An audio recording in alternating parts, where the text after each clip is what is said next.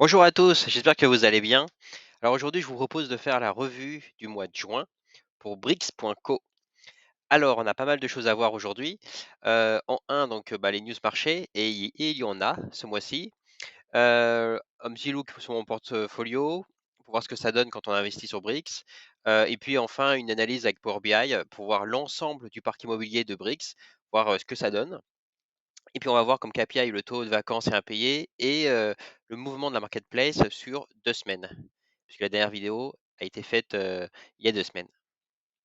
Donc tout d'abord, je pense que c'est la news pour Brix, c'est que ça y est, ils ont enfin l'agrément et ils peuvent enfin nous proposer de nouveaux biens. Donc là, on voit qu'il y a une opportunité qui va s'ouvrir d'ici quoi? D'ici 5 jours. Hem, donc sur le papier, ça a l'air quand même assez intéressant puisqu'en revenu reversé, on serait à 6. Et dans la slide suivante, je vais vous présenter, en rappel, le modèle d'obligation versus le modèle, des royalties.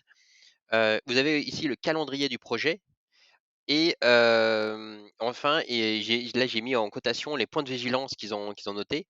Donc tout d'abord, je pense que cette opportunité va partir assez vite puisqu'on est, sur une valeur totale de 406 000 € et grosso modo, si vous vous rappelez, au tout début de Brix, ça partait vraiment comme des petits pains parce que je pense les biens étaient vendus entre 160 000, 400 000, 500 000 €. Ça partait assez vite et dès qu'ils ont commencé à faire des immeubles d'1 million, 1,5 million, là, on voyait qu'on avait plusieurs jours, plusieurs semaines, voire même à la fin plusieurs mois pour investir. Donc à voir. Mais comme, a priori, il y en a pas mal qui attendent le retour de Brix, c'est possible que donc ce bien parte assez vite. Est-ce que pour ma part, j'ai prévu d'investir dessus? Alors, je vous avoue, je ne sais toujours pas, je suis assez mitigé.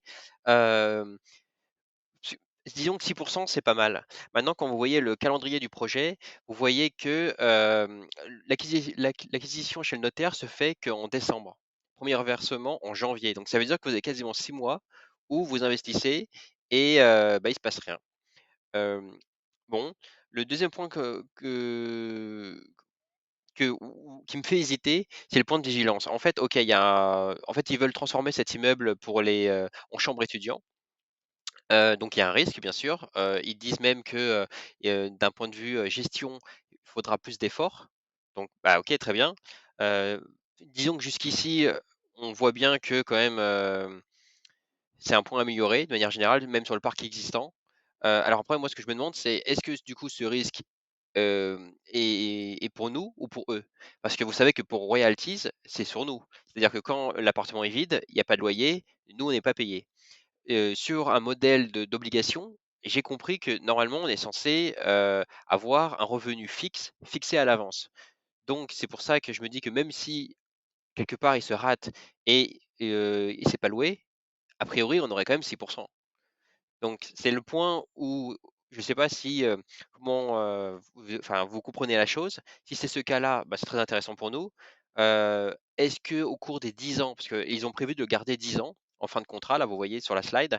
Donc est-ce qu'au cours de ces 10 ans, s'ils voient que ça ne marche pas, est-ce qu'ils peuvent, changer ce, pourcentage de revenus reversés? Et puis nous, on aurait rien à dire. Donc ça, c'est une question que je me pose quand même. Donc si vous avez la réponse, n'hésitez pas à la mettre, de la partager en commentaire. L'autre point, en fait, qui est important à mon sens, donc ici, vous avez les principales différences par rapport au précédent modèle, qui était royalties. Donc là, vous voyez, donc ça, c'est une slide officielle, hein, de Brix, hein, Brix.co. Donc ils nous disent que voilà, un revenu reversé mensuel fixe est défini à l'avance, et cetera. Ce qui est intéressant, c'est la dernière ligne: «Une revente possible des Brix dès l'obtention de l'agrément PSI» qui peut prendre jusqu'à 24 mois. Donc ça veut dire que ce qu'il faut garder en tête, c'est que on investit, mais a priori, au moins pendant, je dirais 1 an, 2 ans, a priori, tant qu'ils n'ont pas l'agrément, on ne peut pas s'échanger les briques, sur les biens, qui ont des obligations.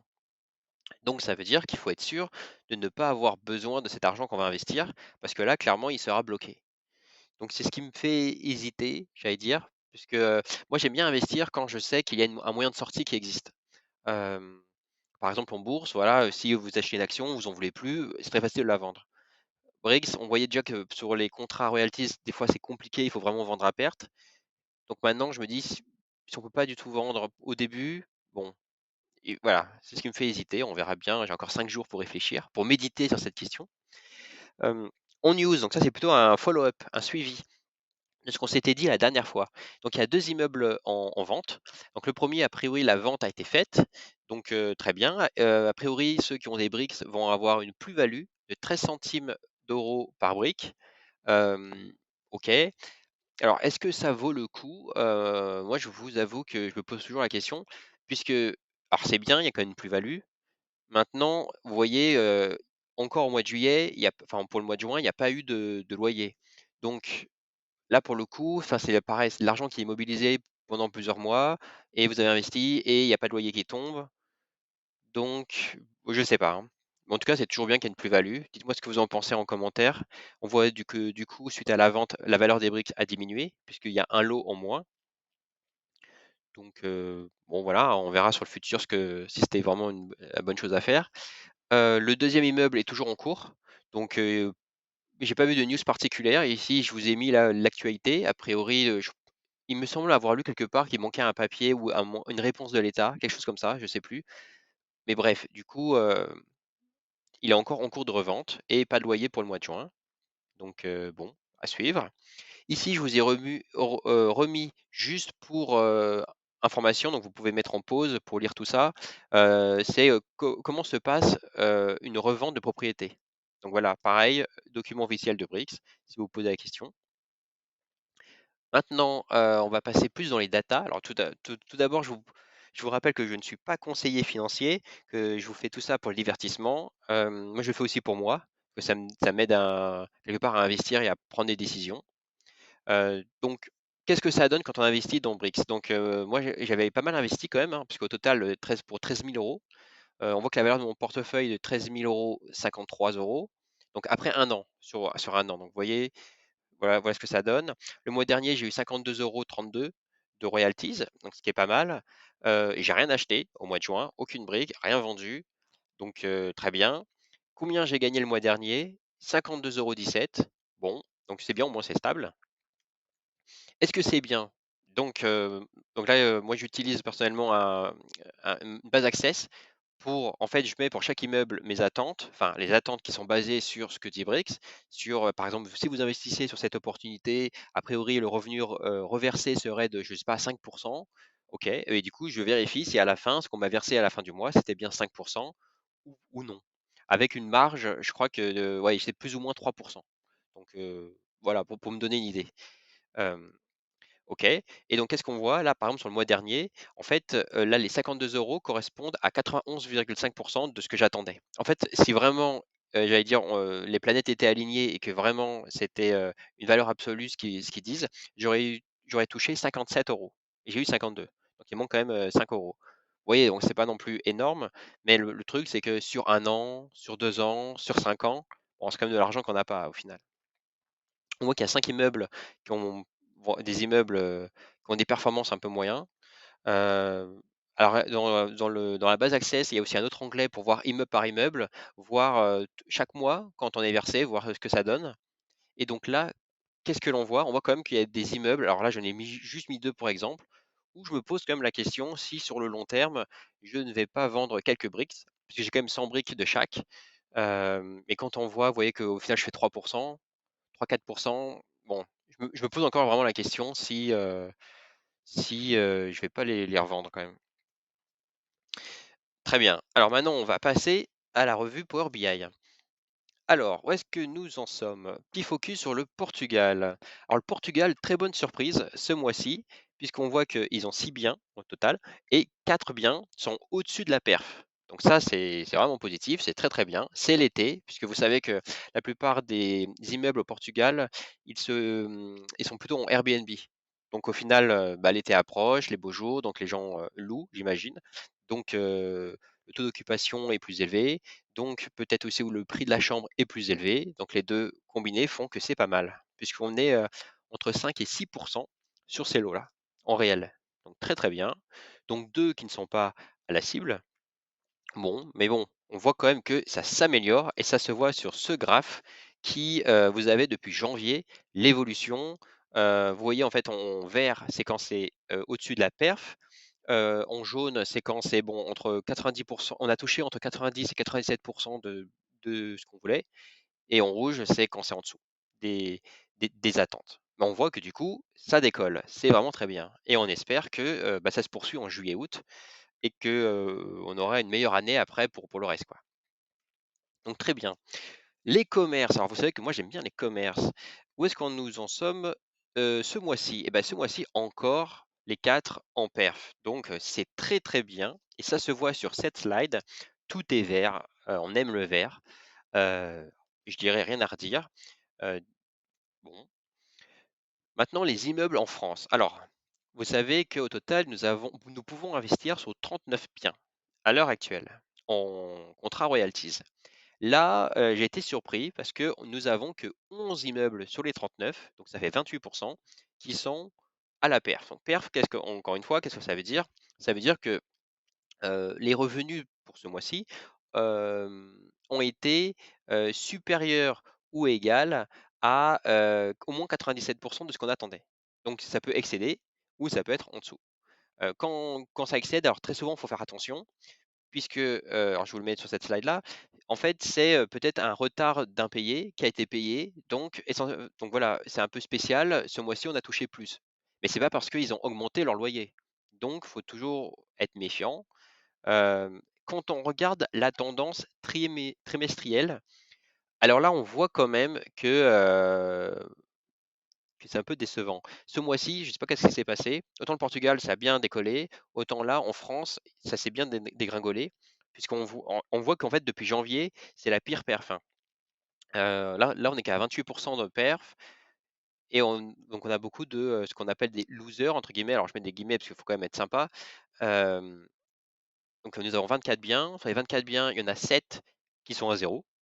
Donc là, vous avez sur la colonne de gauche, à gauche, vous voyez la sum gap, moins 100. Ça veut dire qu'il n'y a pas eu de loyer par rapport, aux attentes. Donc très bien.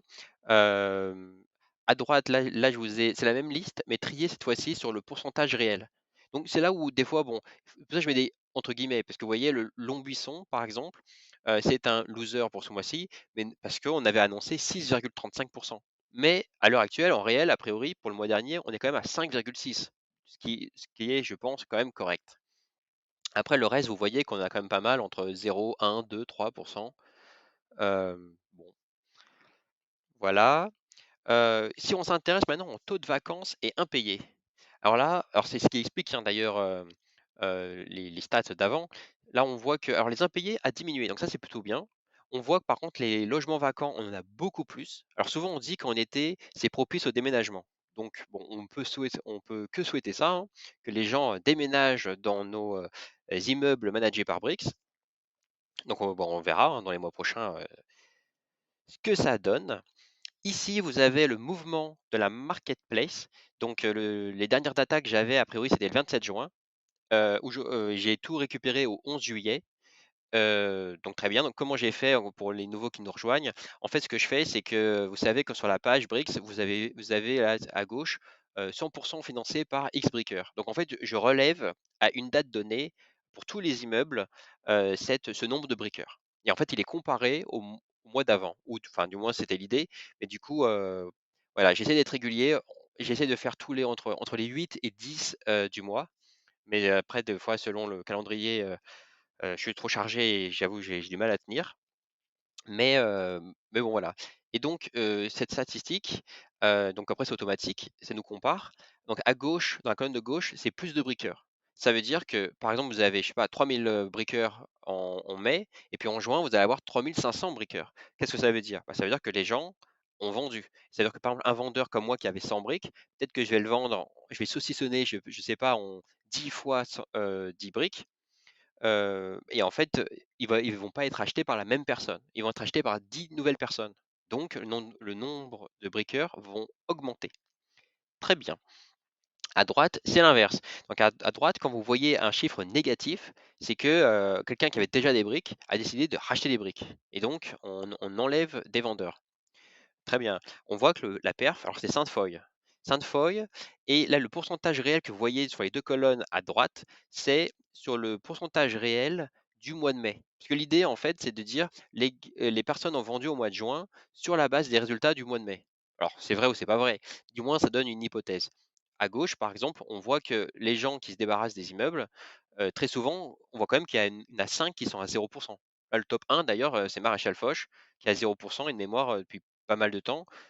Donc vous voyez, là pour le coup, voilà, les gens ont décidé de liquider. Après on a le Portugal, parce que jusqu'à, je dirais, 1 mois ou 2, les immeubles au Portugal ne payaient pas beaucoup. Donc peut-être aussi que bon, quand on a investi pas mal, des fois peut-être qu'on veut réduire son exposition au risque et bon voilà, après chacun prend, le but c'est quand même d'être à l'aise avec son portefeuille. Voilà, voilà pour les news, pour Bricks.co. De mon côté, je travaille aussi sur, une analyse des datas pour, Realty. Ouais, je travaille sur, j'ai trouvé 292 propriétés chez Realty et donc je suis en train de faire, Power BI, je suis en train de configurer tout ça et je vous partagerai les premiers résultats avec vous. Donc et j'espère que ça va vous plaire. Voilà, n'hésitez pas en commentaire à poser vos questions. Si vous avez, je sais pas, aussi des idées pour améliorer cette chaîne, le contenu. Si vous connaissez peut-être d'autres plateformes qui peuvent être, qui sont bien mieux que Brix, peut-être bien mieux que Realty, auxquelles vous êtes vraiment fan, n'hésitez pas à partager. Et puis, à très bientôt.